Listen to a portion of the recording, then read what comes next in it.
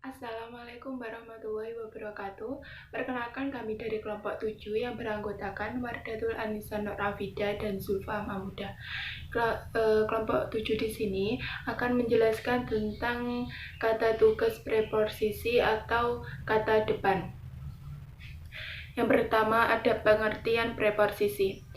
Preposisi atau kata depan merupakan kata tugas yang letaknya berada di bagian depan sebuah kata, dan umumnya kata yang dimaksud adalah jenis kata benda. Fungsi dari kata depan sendiri untuk menentukan hubungan suatu kata. Preposisi termasuk ke dalam kata tugas. Kata tugas hanya mempunyai arti gramatikal dan tidak memiliki arti leksikal. Arti suatu kata tugas ditentukan bukan oleh karena kata itu secara lepas, melainkan oleh kaitannya dengan kata lain dalam frase atau kalimat. Kata tugas menurut Amri bin Abdurrahman adalah sejenis perkataan yang hadir dalam ayat, klausa atau frase untuk mendukung suatu tugas tertentu. Istilah preposisi berhubungan dengan jenis-jenis kata kelas kata, dan golongan kata. Rafiq atau Via Romlan 1980 mengemukakan bahwa preposisi adalah kata-kata pengantar keterangan yang menyatakan hubungan tidak setara antara keterangan itu dan kata-kata lain dalam suatu kalimat atau bagian kalimat. Ramlan 1980 berpendapat bahwa preposisi adalah golongan kata partikel yang berfungsi sebagai penanda dalam frasa eksosentrik. Yang kedua ada ciri-ciri preposisi. Yang pertama, sukar mengalami perubahan bentuk. Yang kedua, tidak dapat berdiri sendiri sebagai kalimat. Yang ketiga, umumnya mendahului nomina atau frasa nomina. Yang keempat, tidak dapat menduduki fungsi subjek, predikat, atau objek. Yang kelima, berfungsi memperluas atau mengadakan transformasi kalimat. Dan yang terakhir, tidak pernah berada di akhir kalimat. Materi yang selanjutnya adalah klasifikasi preposisi. Yang pertama itu ada preposisi tunggal. Nah, preposisi tunggal ini adalah jenis ini menaungi preposisi yang hanya terdiri atas satu kata. Preposisi tunggal dapat berbentuk kata dasar dan kata berafiks. Contoh preposisi tunggal itu misalnya akan, pada, antara, atas, bagi, buat, dalam, dari, demi, dengan, di, hingga, ke, kecuali, lepas, lewat, oleh, per, sampai, sejak, seperti, serta, tanpa, tentang, dan untuk. Contoh kalimatnya adalah seperti bulan purnama. Lalu contoh yang kedua, sejak terbit fajar. Contoh preposisi tunggal yang merupakan kata berafiks adalah bersama, beserta, menjelang, menuju, menurut, terhadap, bagaikan, melalui, dan mengenai. Contoh kalimatnya adalah bersama dengan keluarganya, bagaikan langit di sore hari, menurut peraturan sekolah, hal itu dilarang. Klasifikasi preposisi yang selanjutnya yaitu preposisi gabungan. Preposisi gabungan diklasifikasikan menjadi preposisi yang berdampingan dan preposisi yang berkorelasi.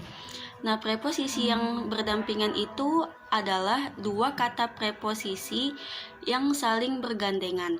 Nah, kalau preposisi yang berkorelasi itu dua kata preposisi yang dipisahkan oleh kata lain. Nah, berikut ini adalah contoh preposisi gabungan yang berdampingan, yaitu daripada, kepada, oleh karena, oleh sebab, sampai dengan, sampai ke, selain dari.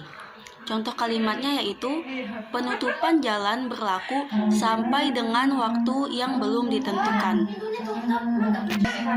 Selanjutnya yaitu pengambilan suara hanya boleh dilakukan oleh anggota yang berasal selain dari luar daerah. Contoh yang selanjutnya yaitu Azmi berlari sampai ke depan gerbang. Contoh preposisi gabungan yang merupakan preposisi berkorelasi yaitu antara, titik-titik, dan titik-titik. Dari, titik-titik, hingga titik-titik. Dari titik-titik sampai dengan titik-titik. Dari titik-titik sampai ke titik-titik. Sejak titik-titik hingga titik-titik. Sejak titik-titik sampai titik-titik. Dan mulai titik-titik sampai dengan titik-titik.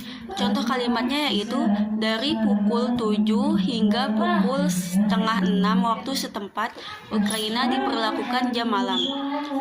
Contoh yang kedua, toko itu buka dari pagi hingga petang. Nah, jadi preposisi itu tidak boleh mendahului subjeknya, karena jika preposisi mendahului subjek, subjek tersebut akan berubah menjadi keterangan. Nah, perhatikanlah contoh kalimat berikut ini.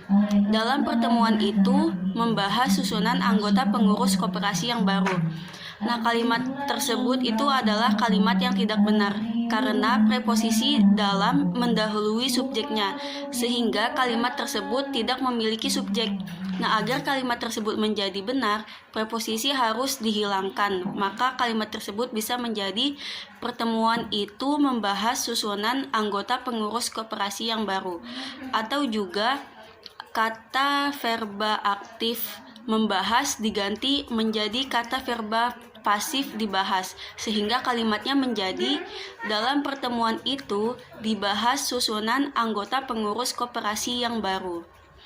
Jadi, preposisi boleh terletak pada awal kalimat, tetapi tidak boleh mendahului subjeknya.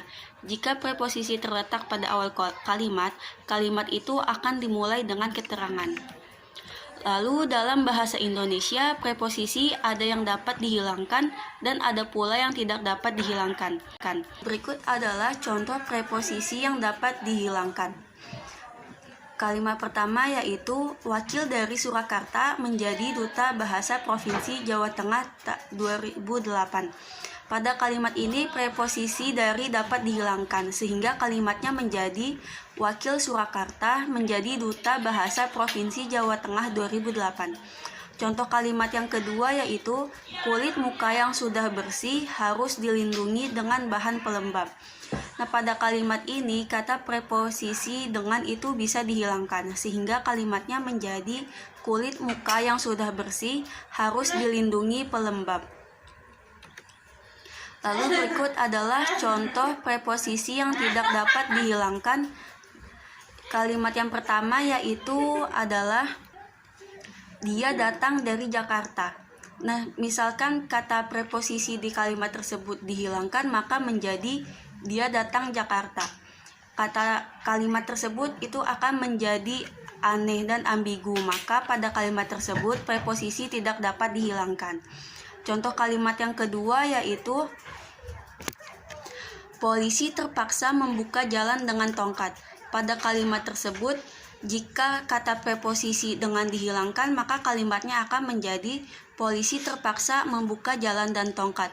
Nah, kalimat tersebut itu akan menjadi aneh dan ambigu sehingga preposisi pada kalimat tersebut tidak dapat dihilangkan. Sekian materi yang dapat kelompok kami sampaikan. Kurang lebihnya mohon maaf. Wassalamualaikum warahmatullahi wabarakatuh.